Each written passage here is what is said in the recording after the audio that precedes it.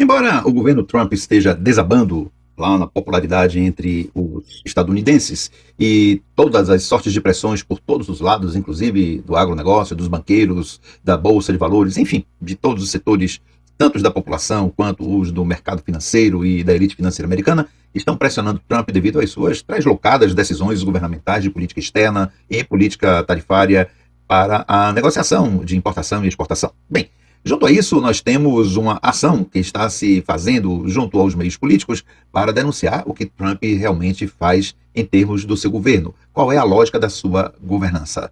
Uma delas é de um senador americano, pelo Democratas, que vamos assistir agora mais ou menos um minuto de sua fala. Peço que você preste atenção.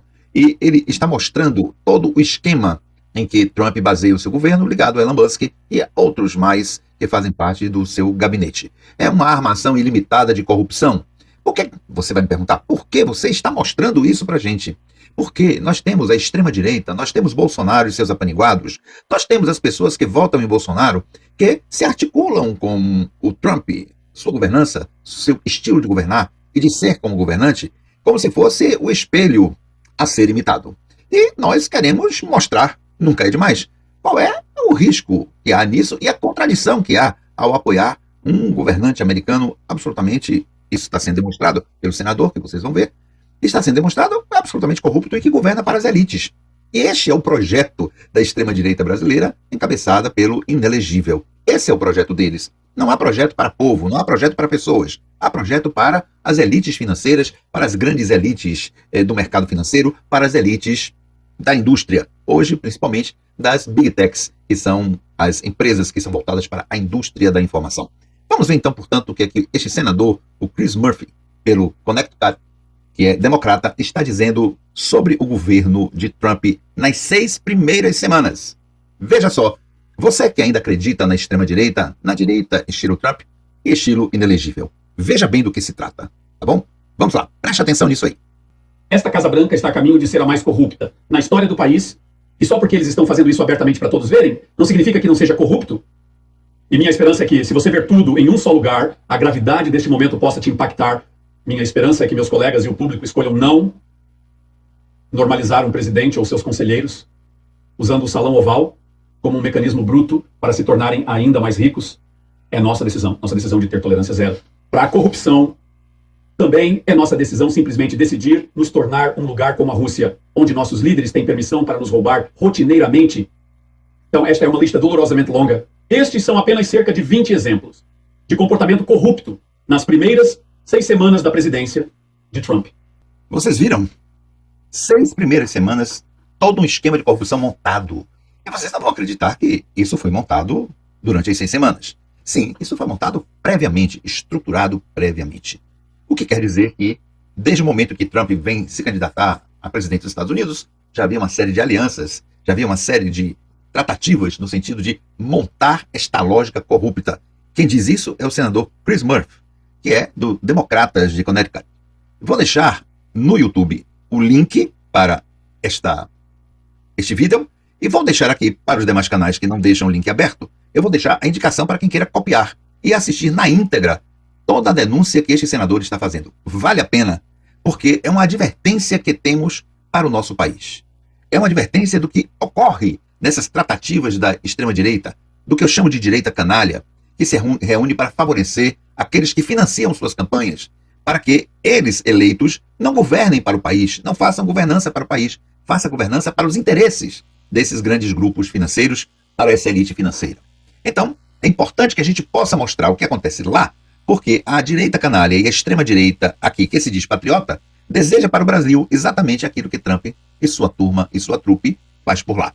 Portanto, preste atenção, analise e veja o que é que Tarcísio, Zema, todo o pessoal de lá favorável, digamos, ao discurso de extrema-direita, que se localiza um pouco mais ao sul do país, deseja para o nosso país. Estado mínimo para servir aos interesses da elite, e o que é do Estado ser entregue para as elites, de sorte que elas acumulem cada vez mais, em detrimento das demandas da população, da grande, esmagadora maioria da população. E agora está mais claro ainda, a lista de governadores que não vão ajudar na diminuição do ICMS dos alimentos para que a alimentação chegue mais barata nas prateleiras para a população, está ampliada. juntou-se a Rio Grande do Sul, Paraná e Santa Catarina, Rio de Janeiro, em parte São Paulo, e aí nós temos a lista daqueles que não querem favorecer a população. A lista é maior ainda. Em contraposição a isso, há governadores que vão apoiar a iniciativa de Lula.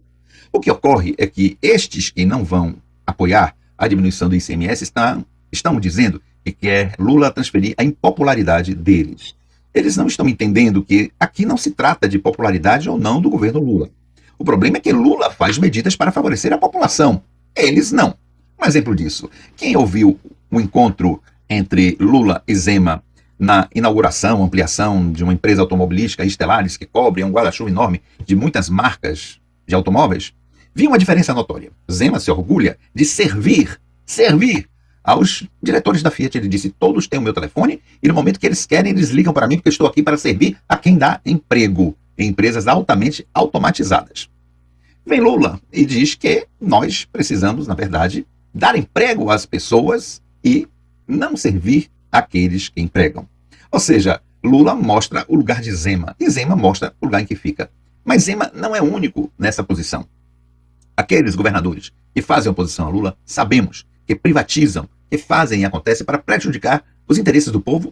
Vide a tragédia que está acontecendo em São Paulo, quando o Tarcísio está entregando terras devolutas que pertencem ao Estado, que deveriam ser destinadas à ocupação pelas pessoas necessitadas, tipo, fazendo reforma agrária, está entregando a agricultores, a grandes produtores do agronegócio.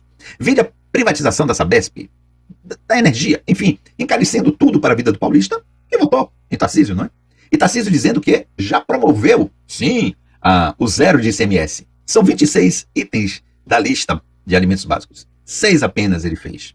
E estão reclamando do preço dos ovos, que os ovos estão caros, o preço do café, e tudo isso atribuindo a Lula, que nada tem a ver com isso, porque o governo não produz café nem ovos. Por sinal, ontem eu fui no supermercado e tinha pilhas e pilhas de ovos ocupando o centro do supermercado. E estava a preço de banana. Ou seja, estava muito barato. Aonde é que estão ovos caros? No resto do mundo, nós tivemos uma situação grave, que foi a chamada gripe aviária, o que fez com que houvesse a menor oferta de ovos em grande parte do nosso mundo ocidental. A população não entendeu que esse discurso de culpabilização de Lula pelo preço dos alimentos não pertence ao governo. Ao que o governo Lula pôde fazer, que foi tirar a taxação de impostos federais, já foi feito. De resto, ele depende, nunca é demais lembrar, dos produtores e dos preços que eles fazem na venda para o consumo, dos vendedores que dispõem os alimentos para o consumo e das taxações estaduais de ICMS sobre esses alimentos. E sobre o combustível e a energia que faz com que esses alimentos possam circular. Portanto, são eles que são impopulares e como a mídia canalha, que serve aos interesses da extrema-direita, faz tudo para derrubar a imagem de Lula, eles se aproveitam disso para cultivar uma impopularidade para Lula. Quando Lula tem um governo de resultados extraordinários ante a situação que temos no Congresso e no ambiente que envolve a governança de Lula, com um quarto, quinto PIB e crescimento do país, com a menor taxa de desemprego no país, com o aumento do consumo e por aí vai. Ora, contra a má vontade, a desonestidade dessa extrema-direita que não cansa de mentir, primeiro, a partir do inelegível, que é o ícone da mentira, é o pai da mentira, espraiando-se por todos aqueles que são seus servos da mentira, fica difícil realmente considerar o Brasil, um país sério. Fica muito difícil e cada dia é mais nauseante.